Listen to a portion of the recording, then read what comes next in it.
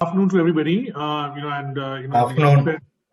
I just wanted to thank the Retail Association for India to give us all the opportunity to share some of our views and on an important, critical topic and at an important and critical juncture.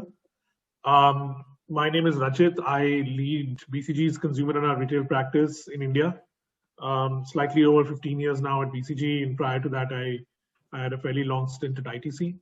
I do the topic, of course, is a very interesting one, and we've got some very good panelists on board. But given it's afternoon, I just wanted to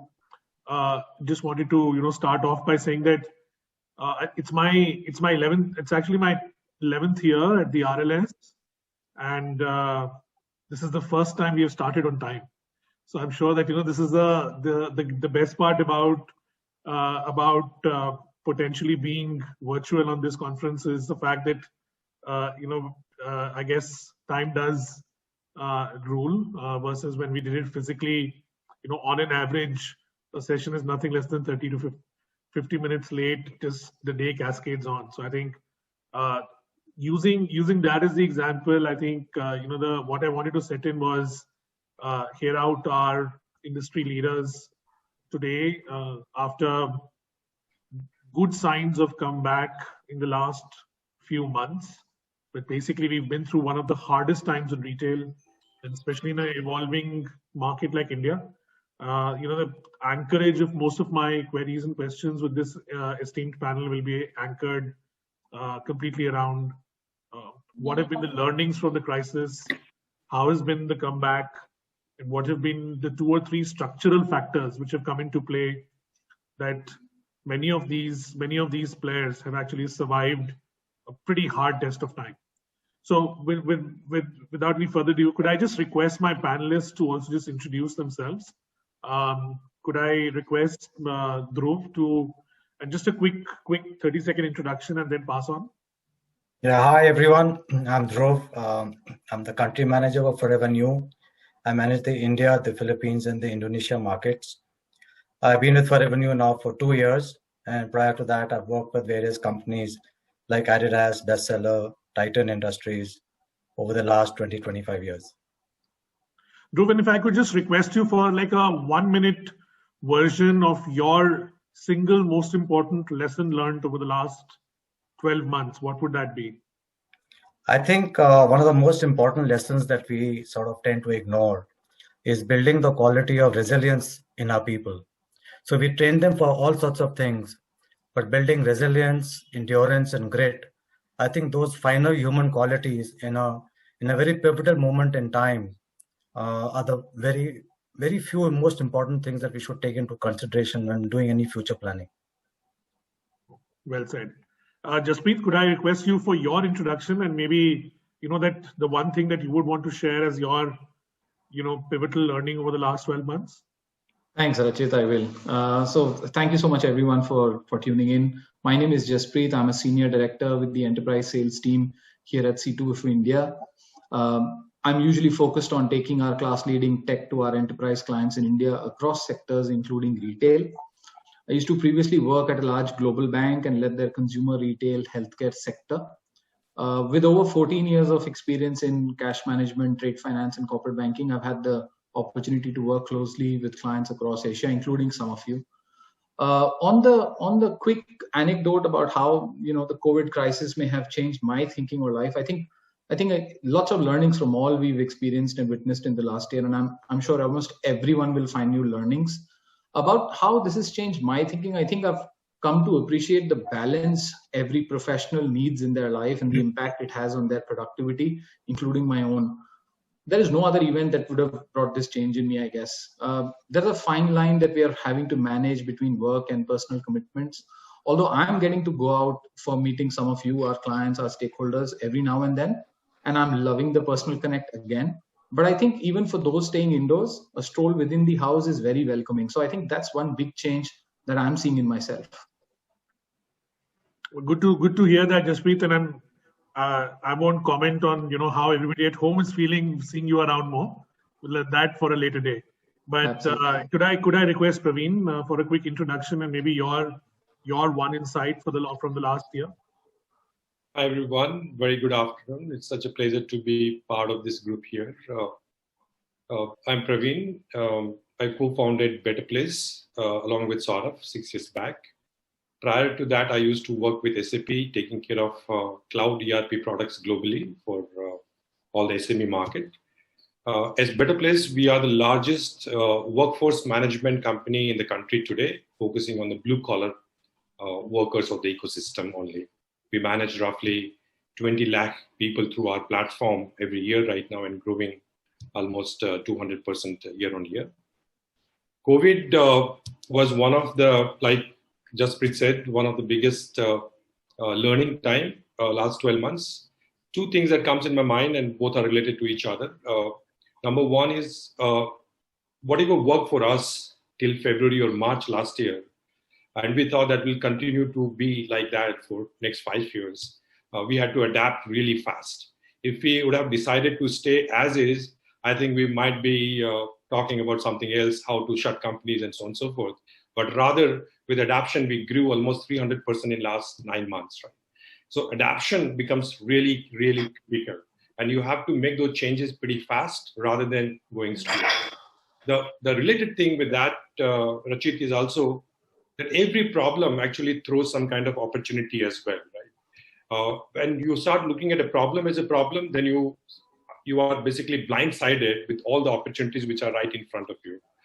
We had tough 2 months, but then we challenge ourselves that this is not the time to think about the problems. This is the time to think about the opportunities, and that showed in our results as well. And I think retail sector or many other sectors also looked at this as an opportunity. I was reading an article recently, and it said that the boom in consumer goods is massive in last 9 months, whatever reasons that be. But that's an opportunity in the problem, right? So I would sincerely suggest my team and everyone else that all the problems that comes with good things as well. So let's look at the positive side of it. Thank you for that. Great experience. And I spoke about the fact that this is almost a decade for me at the RLS, year on year, every year.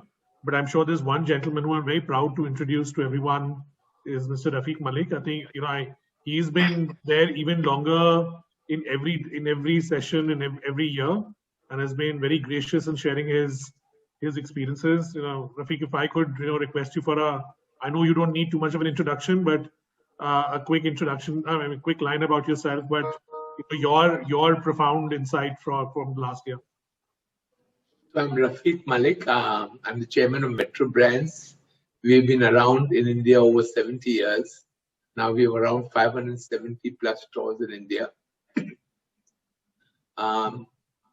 COVID has reinforced my belief that the theory of evolution really also applies to business. It is not the strongest of the species that survives, nor the most intelligent, but the one that is most responsive to change. I think we should all try and learn lessons from the cockroach, who has been around for 280 million years and has been the most adaptive of all creatures.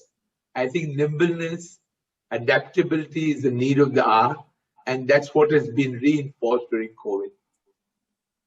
The only other thing I'd like to share is that I've learned that both my personal life and my business life, I've realized that less is more. We tend to create a lot of baggage in our personal life and in our business. And we realize at this time that life can be much simpler and better with less. I think those are the only two sharings I'd like to share with the group. Well, I would love to hear, on a future time, what, a generational brand like yours, and how does it stay light and nimble, and how do you keep discovering yourself despite your heritage? I think in for a longer conversation for the next time. But could I request Rahul to also for a quick introduction and a couple of lines about the last year? Yeah, hi. Well, I have just stepped down in December 2019 as the managing director of the creative group after about 40 years. I've seen the group grow from about 10 crores turnover in 1981 to approximately 1,500 crores in 2020. So that's a growth. But I have now stepped down, and I am no longer the president of the CMAI, but I am now the chief mentor to CMAI. So that's about myself. About what do I say about the last 1 year? I think it's taught me two important things. So one is in fact, is the topic of today's panel discussion, which is you need to anticipate change and you need to strategize your response to change. I think no longer can you just react to change that is happening around you, but be actually proactive. That's the biggest lesson that I have learned. And the second lesson, I think, on a slightly lighter note, is that my advice to everybody, please fall in love with your wife or husband all over again, because most of the time during lockdowns, you don't have any alternatives. So I think make do with what you have. As Rafiq says, make do with less. But yes, I think I've learned to fall in love with my wife all over again. I was actually, Rahul, I was just about to say that sounds a little contrary to what Rafiq said of make do with less, but I'm sure everybody has their own personal experience on that one. Could I request my last panelist, Siddharth, to quickly introduce and share some of his experiences and learnings for the last year? Sure. No, good afternoon, Rachit, and good afternoon to the panelists and the viewers. I hope I'm audible. Perfectly. Yeah, perfectly. I'm the managing director of Biba. We have two brands, Biba and Ramriti. Biba has around 290 stores and Ramriti around 100 stores. I'm the promoter and managing director. I think COVID has, of course, been a black swan event. It's an event that has brought about huge learnings. For me personally, I've definitely become far more technology savvy. I was far slower to adapt it, but I think personally become much more technology savvy and follow a lot more digitally. I think from a business perspective, it's been transformational in that sense of it, because like all my previous panelists said, I think this is a point where one had to be very, very agile. And it's really brought speed back into the business. We used it as an opportunity to really tear our business down, question everything we do. And I think we've come back much, much wiser and stronger. And I think one of the clear learnings for the head is speed. One has to be able to think on the feet and execute on the feet. I think businesses and companies, as you get older in the maturity of your business, one does. Got it. No, I think thank you everybody for very good insights. I mean, personally, as somebody who has been in consumer and retail businesses for a real while, I think one of my single biggest discoveries has been in recent times has been the power of simplicity. Over time, and with so much happening in the very dynamic Indian marketplace, you find everybody's doing a bunch of things, adding products, adding stores, adding channels. And you suddenly find, in over time, 7, 8, 10 years, and you get a very amorphous structure of a business. And just because of COVID, a lot of people have actually taken a very completely step back view. And you find that there are large parts of the business which are actually adding limited value, but adding superlative value from superlative complexity. And at this point in time, whoever has simplified people processes, business processes, as well as, portfolio views have actually been the guys who've actually come back the quickest, the fastest, and the strongest, despite all that's happened. So let me kick it off. I think first set of questions just completely around the effect of the pandemic, and specifically around what's really happening now and what's the outlook going into the coming year. What's the current state of business? If I could request a view from Dhruv as well as from Rafiq and potentially Siddharth, that would be great. Yeah, I think when the pandemic hit us, obviously we could see it coming. The first signs of it had already started in February, March. And I must say that as an organization, we responded quite fast. I would say the knee-jerk reactions were lesser. The thought-through responses were far higher. And because we are globally connected, our head office is in Australia, work had already started very rapidly over there to safeguard supply chain lines from China, because that was the first country to be hit. And therefore, moving supply chains around the world, production facilities, garment design, the whole creative process, the supply chain process had to be re-engineered over in a sort of very short period of time. And obviously, being in India over here, we were obviously had to input into that process. So that was one part of it from a supply chain production point of view. The other was people readiness and also the business readiness in terms of cash flows. As we all know, the businesses continue to run with some cost for some time, 1 or 2 months, 3 months, and generating enough cash flow was proving to be a big challenge. And this was one of the biggest learnings of the business, that at any point in time, you got to have a very strong cash flow position. You need to be able to anticipate that change can come out of the blue. And sometimes it's not always positive, it's negative as well. So one of the first things that we did was manage ourselves financially. We had to take a few decisions, which we did, which were sometimes a little heartbreaking. But we took them to save the business overall, and we moved on from there.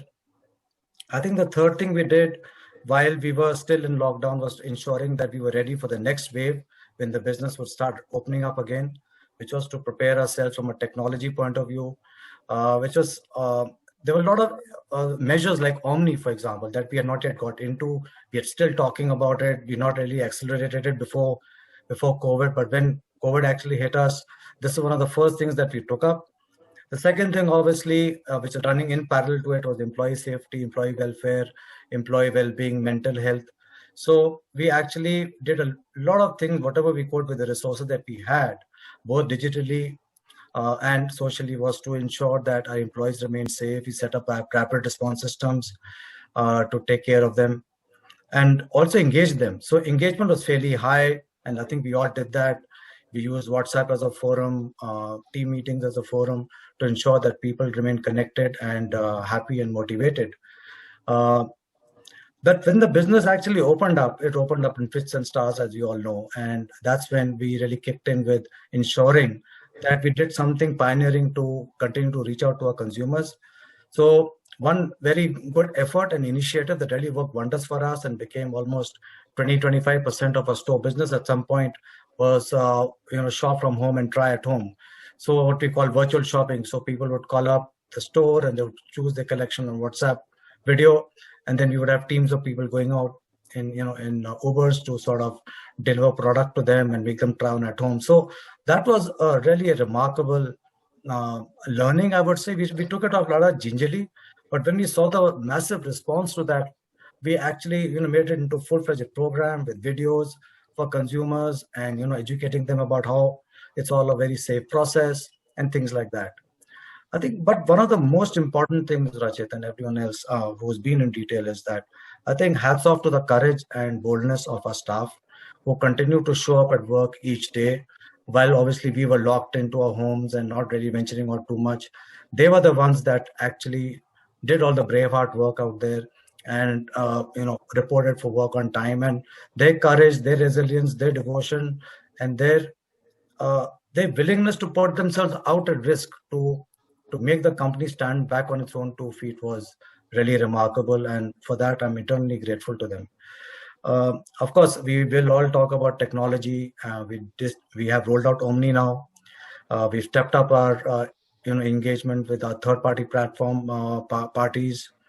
And of course, one of the biggest things that we did was we went ahead with changing the engine that ran our own website, our own e-commerce portal, all in a flat 2 months.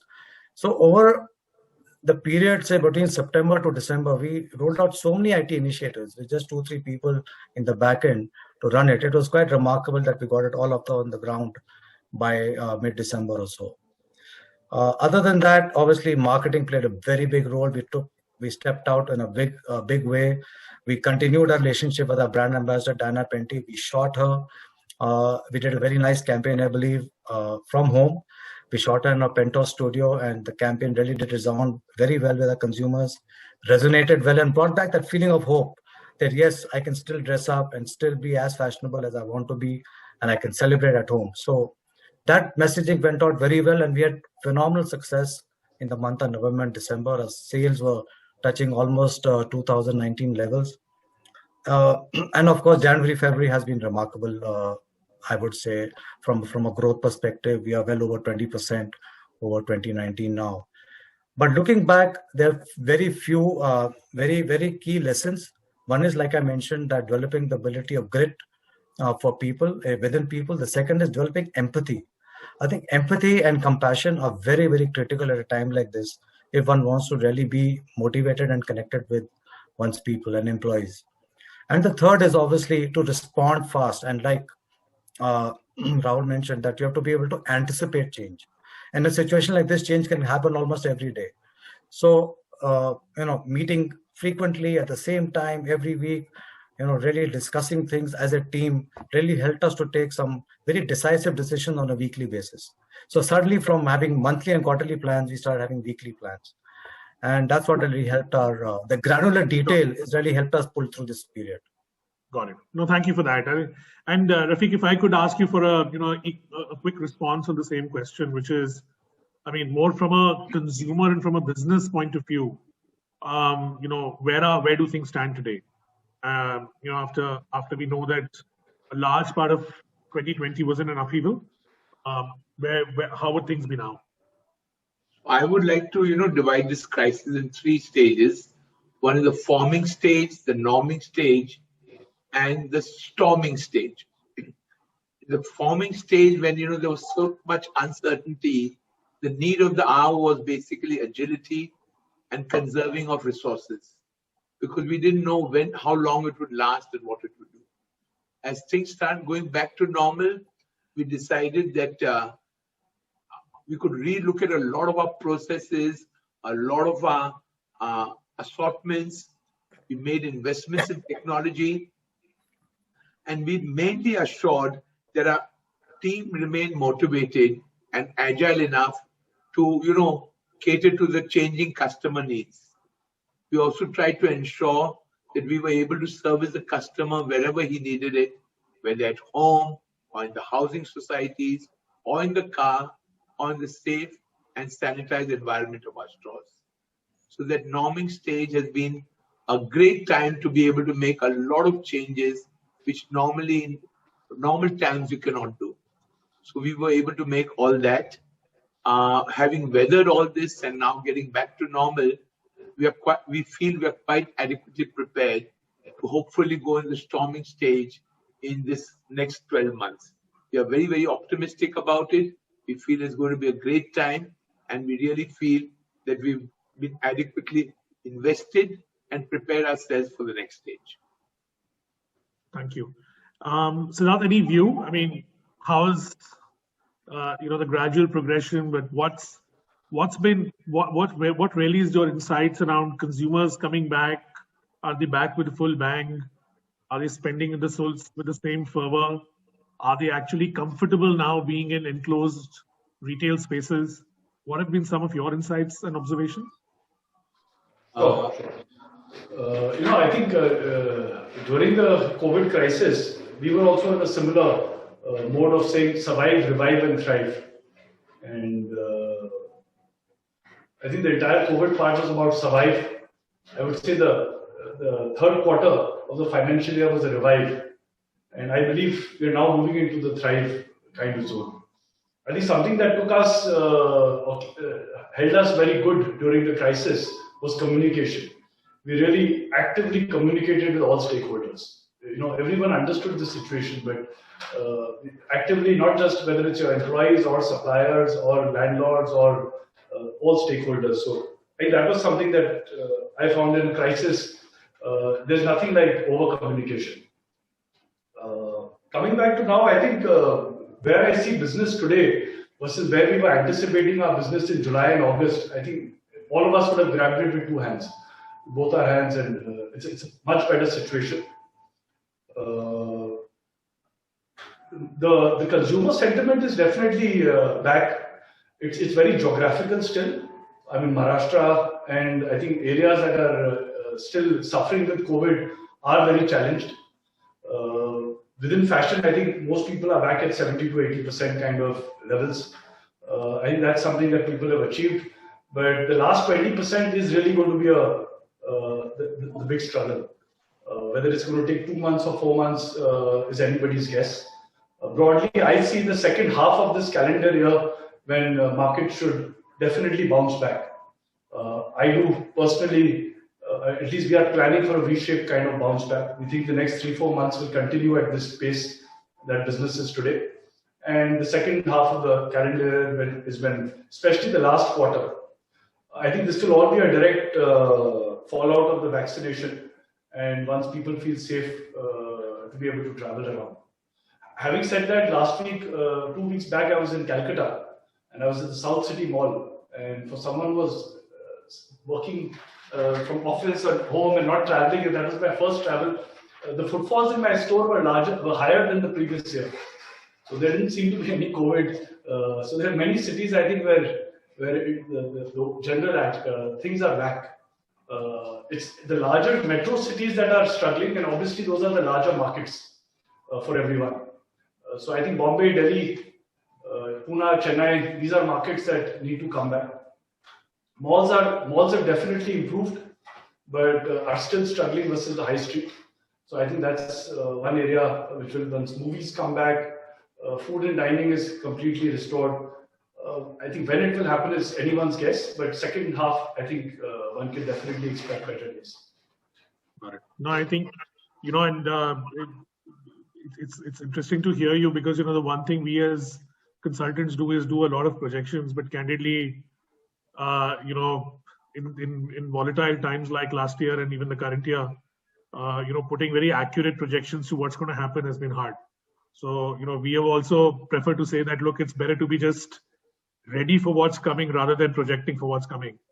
And I think that's sort of worked out for the better for most.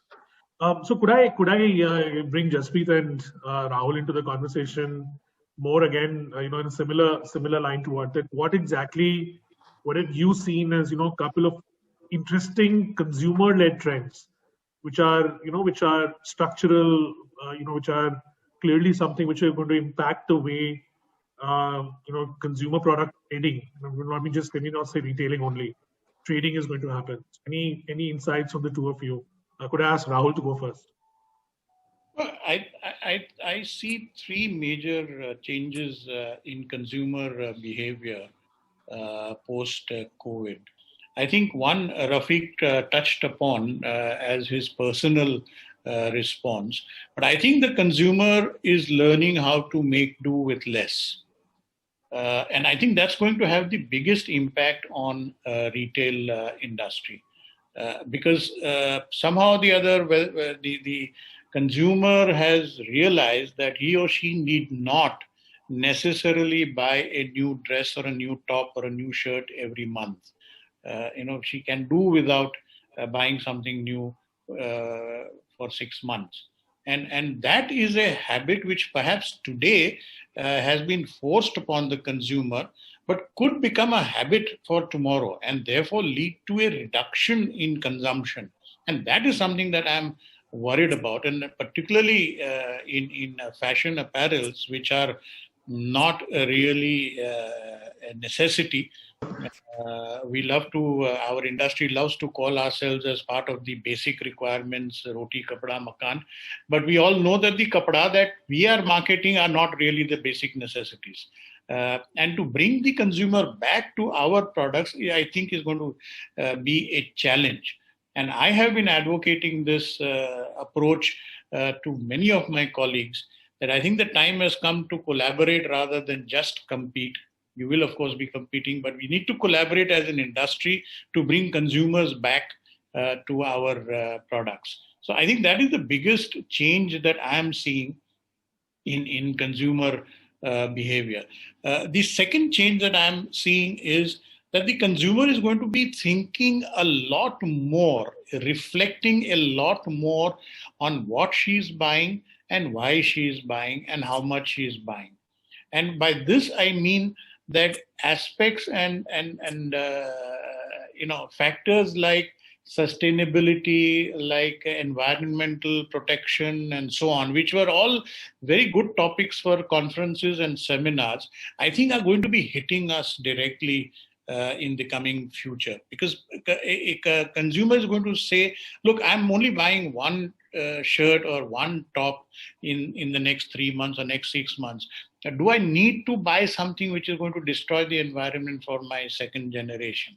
You know, these are all so-called theoretical academic issues which are, I think, going to be hitting us directly and hard in the coming months. So that's another major change that I'm seeing. And the third one is as a direct result, perhaps, of the work from home culture. And I'm fully aware that a lot of organizations have started going back to their offices. Many of us are saying that work from home is fine, but it cannot completely replace the office working culture. Just as we are saying online is growing faster, but it can never really replace offline retail. In the same way, I think work from home may not replace offices completely, but is definitely going to grow. And that is going to result in certain changes in consumer behavior. For example, today I needed to buy a nice branded formal suit because I was going to meet a Ratan Tata or a Mukesh Ambani or somebody in my meeting. Now I know that they are going to be meeting me on the laptop, and as long as I have a decent jacket over my shirt, I am okay. I don't need to necessarily buy luxury in order to impress people. So that, I think, is another challenge that particularly brands which are catering to the luxury segment are going to face. And I know when I'm saying this, I'm opposing the standard theory that the very price-sensitive products and the very luxurious products are not impacted. It is the middle of the road, middle of the pyramid brands which are going to be impacted. I personally feel luxury brands are also going to be impacted. So I see these three major changes in the consumer behavior. So, and Jaspreet, any views from you? Absolutely. Thanks, Rachit. So I want to speak on how the definition of consumer convenience is changing, right? Or probably changed forever. This is reflecting in the process of decision making. A lot more research is going into this, than comparison to the pre-COVID times before landing on a page or a store. There's a consistent shift that's making retailers to move away with, for example, mass market product push strategies, right? Another area is the time to take a decision to buy, especially in offline channels. I was talking to one of the largest Indian retailers a little while ago, and they were not just excited about the number of footfalls, like Mr. Bindra mentioned, but also about the conversion on an average from the usual footfalls, right? One more area that I think that's something not making the headlines yet is how shoppers are taking into account what they may have to face should they decide to return or exchange the product, right? Which was something that as Indians we take for granted because, I'm going to go to the same store another weekend and walk my way out through the exchange or the return process. But consumers are actively thinking about that in their daily, decision making. Consumer experience now has a newer and stronger contributor, which is shopper safety, for example, which is paramount in their minds. It wasn't the case earlier. Anybody could walk into any small retail store without worrying about how the maintenance is, etc. But this is changing. I've also seen a greater affinity, and this is also building on something like make do with less. But consumers are actively thinking whether something they're buying or making a decision to buy, whether it's going to be a long-term decision or a long-term asset or just experiencing a new product and service in that moment. So variety of changes, but I think consumer convenience is one big aspect that's impacting and will continue to impact in the long run.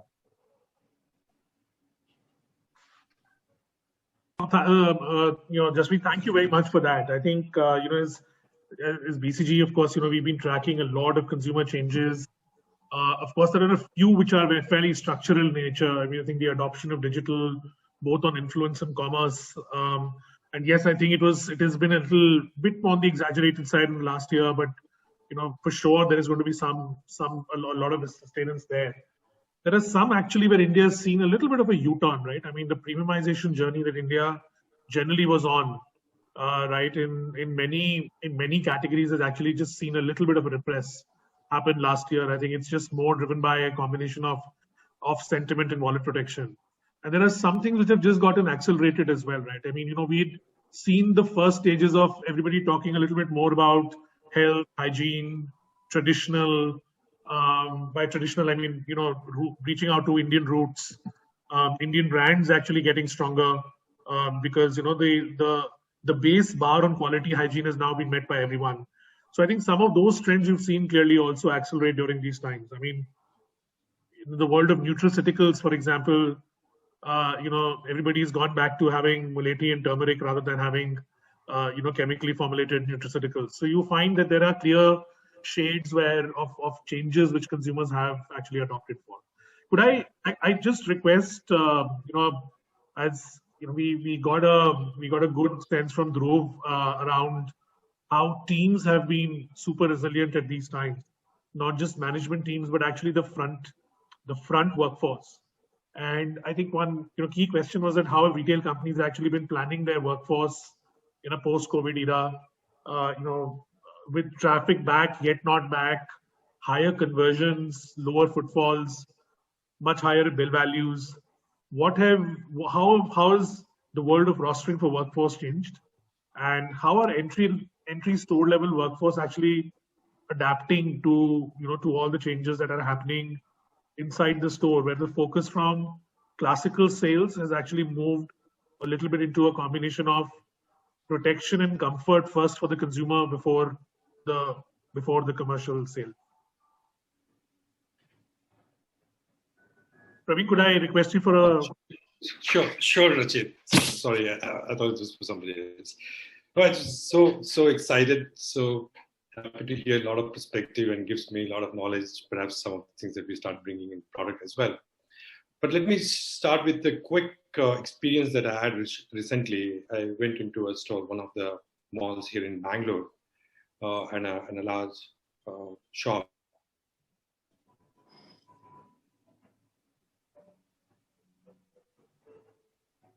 The world of digital is also clearly adapting. I think they know how to play the prank at the right time. But in the meanwhile, till Praveen joins back, there's an audience question, which is, how can change making be built into an organizational DNA? That's a very profound question, and I think the answer will be fairly long. But if I could, there are about organizational DNAs. I think there's one person who would love to answer this, would be Rafiq. If you could take a quick short crack before Praveen joins in. Rafiq, the question is, how can change making be built into organizational DNA? So you see, what we've been inculcating right from the foundation of our company has been an entrepreneur spirit. We feel Indians make very good entrepreneurs. They make very poor employees. So literally the entire chain of our people, right from the stock boy all the way to the merchandisers, buyers, a lot of it is on variable pay. Now, when you create an entrepreneurial model, you built in agility and something, a nimbleness as part of it. I mean, I still tell my people, you go to a Panwala, you see much better visual merchandising there than you would see in a big store. So what you need to do is create an entrepreneurial kind of an organization, which itself brings about agility and nimbleness. It's when you create rigid structures or monolithic structures, that is when, change becomes a little difficult to have there. So I think the only way you can create a nimble organization is to make sure everybody feels their own business, everybody has their own skin in the game, everybody's compensated the way the business grows. And once you have that, they come out with ways to adapt and change things. So this is what I think has been a most of our success over the last 70 years, that you walk into a store, manager will feel as though he owns the store. He doesn't get any fixed pay, you know. None of our managers in our 600 stores get anything fixed, purely variable. He feels that he owns the store, and if he doesn't get the right product at the right time, he creates, you know. So the only way you can do, and the way they have adapted themselves even during this crisis, I'm very proud of them. So I think basically, if you can tap on the human entrepreneurial spirit, you automatically create a DNA of agility and nimbleness. Great, thank you. Well, we have Praveen back from our Tech City after a tech challenge. Praveen, back to you. Sorry for that. I think something went wrong. So I was just saying that when I walked into the store and there were only few people working, right? Typically there used to be 15, 20 people. I saw only 3, 4. But the experience that I had from help that I need to the billing and everything was absolutely the same, right? Now, what are the things which are changing actually, and why these things are happening today, right? Number one is that because of the pandemic, the resource pool had to be reduced for whatever reasons, good or bad, right? Because you cannot survive with the same cost. Now, there was an absolute need of upskilling and multitasking of people, right? You cannot have the same strength of people and do with the same style of functioning. You need lesser number of people doing more tasks, right? That becomes very important. Then how do you ensure that people are getting skilled every day, every week, right, on various different aspects of running the business? Now, you cannot do that skilling. What we observed is through a touch-based model, because people are distributed. You have stores, 500 stores in different locations. You have to have a digital way of upskilling people at scale and speed, right? You have to have personalized training, right? So you have to create digital models, mobile-based things where you can easily connect with the people and so on. So flexible resources become very, very critical. The other thing that we are observing is that demand is also fluctuating. You need 10 people today, might be you need 20 people. In past, we could create a linear graph that we are growing in this fashion. We will add 10% of the workforce every month or every year or periodically. But now things are changing. Might be you need more people over the weekend, or you need more people suddenly because the things are becoming better, or somewhere things are going wrong, so you have to cut down immediately or whatsoever, right? So you need flexible resources.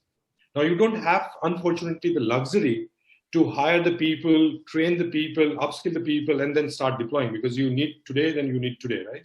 So how do we build resources which are ready to be deployed? That becomes another important thing, right? These are resources which are skilled, verified. There are a lot of programs which are run by Rai, Rashi, with NSDC. How can we bring all of them together into one platform? And that's what we work with Government of India and NSDC. And how do we help organizations to hire people as and when they need, or might be for hours or days rather than the full-time employment as well, right? So giving that kind of flexibility, that becomes very, very important, right? Some of you spoke about distributed workforce, right? In past, what we observe is that when you have distributed workforce, there will be HR people locally, they will connect with them, they might be meeting them once in a week, once in a month, once in a day, but that luxury was not there. People were working from home, people were still working on the shop floor, you still have to connect them, right? Digital, the technology actually takes the center stage, right? You have to create solutions where we can easily reach out to people, you can talk to them, you can mentor them, you can listen to them, you can address their grievances, and so on and so forth. So the adoption of technology is becoming far higher, not only in the larger setups where you guys are operating, but even in the smaller ones, right? The adoption of technology is going really fast. That basically means, what is the right efficiency that I need to bring in? What is the right team structure that I should have, because there's a technology adoption as well happening. The other thing that we have observed is that a lot of workers who are on the shop floor are migratory in nature, right? They come from Northeast and work here in Bangalore, or they come from Bihar and work in Bombay, and so on. So when there's a migratory workforce, when the pandemic happened, people started going back and you had shortage of resources.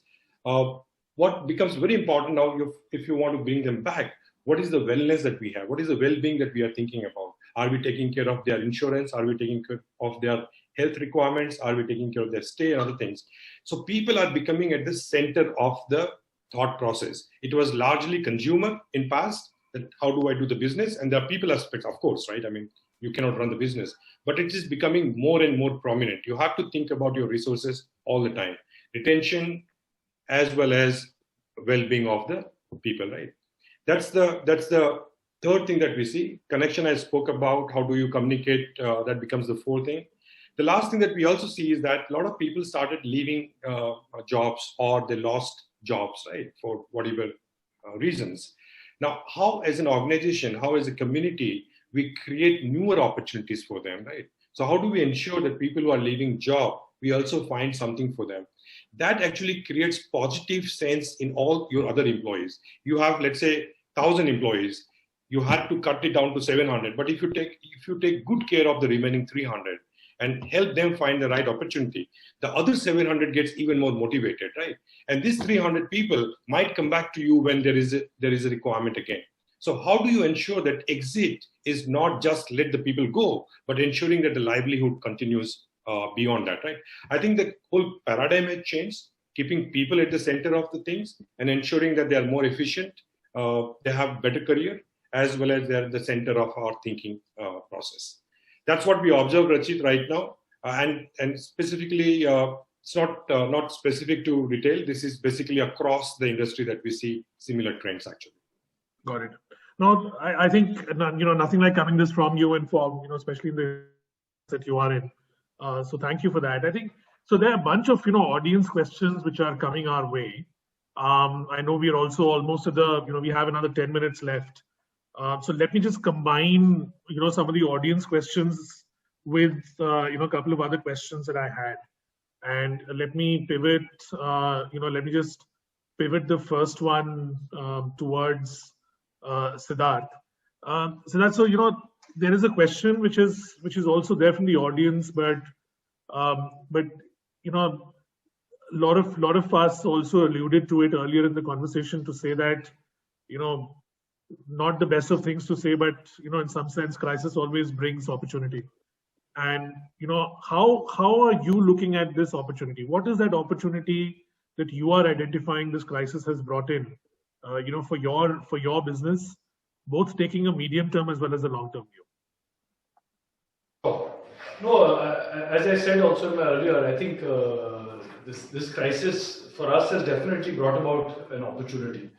We've used the crisis very proactively to transform ourselves. And I think it's provided an opportunity across everything we do. I mean, if I start with people, I think the way the teams have come together, I think come through a crisis, and as a team, if you've survived, revived, and thrived, I think the bonding as a team, the speed, the trust, all those things that would have taken years to establish gets established in such quick time. I think as a company, we are far faster than we used to be. Adaptation of technology, I mean, the fact that we are having this today on Zoom has been transformational. I think personal productivity, the need to travel, a lot of these things at a personal level for each person has been very good. And I think people's productivity has tremendously improved. I think on the larger part of the thought, the right financial matrices have come to the businesses. You have to be capitalized correctly. Businesses have to make profits. Stores have to make sense and have to make money. And some of these matrices have really come up to fore. I think as one grows and as one is successful, a lot of experimentation, a lot of aggressive things happen.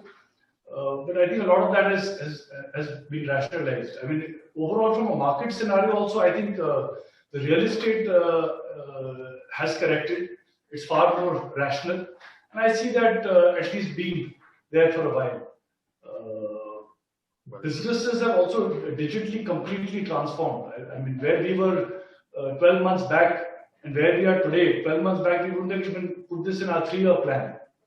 And that's right from the way our website works, the way we work on marketplaces, the way we communicate with our customers, the way we fulfill, and even marketing as a whole, the way we look at digital marketing versus offline marketing. So every area has really transformed. We are actually now looking at this as a great opportunity to expand. I mean, in the month of March, we'll be opening a maximum new stores that we ever opened. So, this has also brought in the right supply of real estate. Earlier, good locations were not available. So I think a lot of things have rationalized, and one is able to take a lot of, I would say, right sensing decisions and very logical expansion moves. So a great environment to actually grow, keeping the medium to long term in mind. No, I think you couldn't be clearer. I think this is exactly, I think from a viability point of view, I think many of the enablers have definitely fallen into place. And I think the word you used is the right one, rational. Because there were a bunch of things, especially in the world of retail and especially in the stage of evolution in India. I think a lot of the enablers, be it real estate, be it regulations, or even be it supply chains, I think a lot of things haven't really been rational in our country, or haven't really behaved with the same linearity as the evolution of the industry. So I think it's a very fair call out. So in the spirit of last couple of intercepts, especially around digital. I'm an old dog. Unfortunately, the old dog had to learn new tricks on digital. And whether I liked it or not, my conventional routes of marketing have all, gradually moved towards digital marketing. From understanding planograms, I now understand, retailing through web pages way better.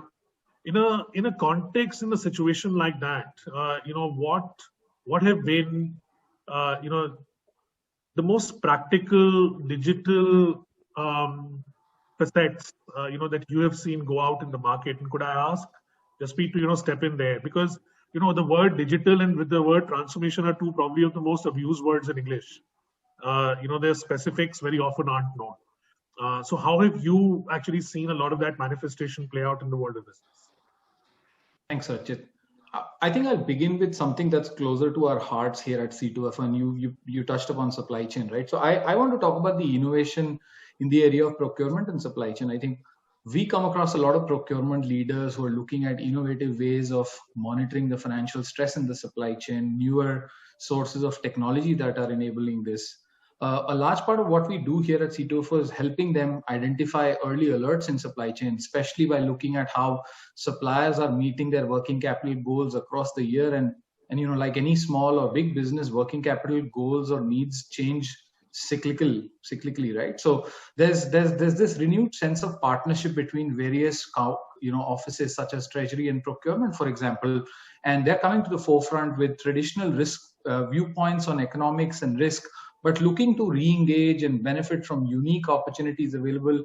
If you look at supply chain finance, for that matter, which is an area that a lot of players have tried to do a lot of things, but look at the lifetime engagement of suppliers with businesses. How can digital transformation improve that? How can supplier experiences be impacted? How can you offer a variety of funding sources to them through simple, seamless digital channels, and at the same time protect them from so many debt traps along the way? That's one area that we are very closely watching and working on. I think the other element of the digital transformation, which probably will impact or has impacted a retail business the most, is the flexible workforce, right? We can see all the infrastructure that digital transformation is enabling for companies in the gig economy or e-commerce sectors. I can just name a few changes that I see in my daily life, right? My local retailer understands that the delivery timelines to the neighborhood need to be competitive, because there's another e-com app that I can use to get a bottle of ketchup delivered in 20 minutes, right? With little or no difference in price. I know long-standing retailers who've never invested in their own e-com setup or logistics are benefiting from hyper-local players and their workforce, which is usually on standby, close by, and they'll make it delivery happen at very low cost. So that's the second area that we very, very closely monitor. And I think the third aspect, which I think we can't speak enough, is how analytics and data available through digitally transformed customer interactions is going to be the backbone of businesses. You look at the surge of private labels in India, right? The way they understand shopper preferences, whether it's preferences on fabric, comfort, fashion, and above all, pricing sensitivity, is something that 100-year-old retailers have struggled across the world. It's almost magical, right? When you're searching for a pair of trousers on an e-com app, and then you start seeing promotions from a very, very new private label on your Instagram. It's probably a single person running a creative team supported by a few freelancers, but the way they market the product, appeal to the consumer in you and bring you up in your pricing decision matrices is beyond comparison to how some very big players globally have not been able to. So I think it's all here. It's going to continue to impact businesses, and businesses will have no choice but to invest in this area. Back to you, Rachit. Well, you couldn't have been clearer. And I think, the one of my biggest learnings is that, the parlance and the vocabulary has always been around investing. And I've always been a very strong propagator of the word. It has to be a business case eventually. So the investment is nothing but, is made with a strong sense that the ROIs will finally come into play. Again, on digital, I know, Dhruv, you had alluded to it as well as when you spoke about it, and in terms of all the different changes made. But any perspectives that you have in terms of not just, no heavy words like digital and transformation, but even simple, practical, tactical tips so that you are at the edge of technology, but with a very strong consumer lens to it. Dhruv, you're on mute. Fortunately for us, just a few months or maybe even weeks before COVID struck us, we had already signed up with an artificial intelligence company. We run a loyalty program, which is almost now 500,000 members. And we worked with this company prior to COVID a bit, trying to understand how to reach out to consumers, how to build better personalization engines. But where it really came to, an amazing level is when we started using those tools to understand shifts in consumer preferences during COVID. We saw things like, for example, a younger consumer contribution to sales was going down, and older consumers' contribution to sales was going up. And we had to understand why was the shift happening. And these tools really helped us to understand different pockets of the country, how they're behaving, how preferences are changing. And we therefore personalized our marketing communication to each segment of consumers. So we had various, in any personalization engine, you create personas, and we had quite a few built on business behavior, so shopping behavior. So we were able to, that was one thing that we did to great effect. The other that we used tremendously was using practical innovation from the floor up to, creating home shopping appointments on our website, integrating the two with deadly effect, because by December, 15 to 18% of our store business was coming from home shopping. People were wanting to be served at home, and therefore a whole lot of store operations had to be changed, technology had to be integrated, and all those practical things had to be done. So yes, you can call it transformation of a sort. And the third thing obviously is actually integrating our loyalty engine to to our our consumers more effectively, and using features and benefits which are more aligned to the current shopping behavior more effectively. So these are the 2 or 3 really practical innovations that helped us pick up more business, connect better with our consumers, and also connect with our employees internally as well. Great. No, so look, I think we're just at the edge of the clock. Thank you very much to my esteemed panelists. I think it was a very, very good conversation. I know it was at an elevated level. Nothing like hearing it from the leaders around not just the experiences but more a view on tomorrow.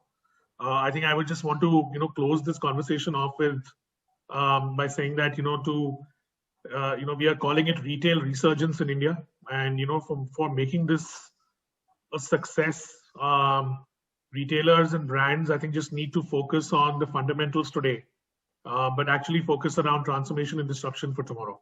So the moment a good synchronized play happens between today and tomorrow, this too shall pass, and it should, and with flying, and all of us will pass it with flying colors. I think everybody's faith on India's demographic advantage, as well as a very strong period of economic growth that the country is expected to undergo over the next decade, the base belief needs to be extremely high. And as long as that structural advantage plays for the market, I think all retailers will do well.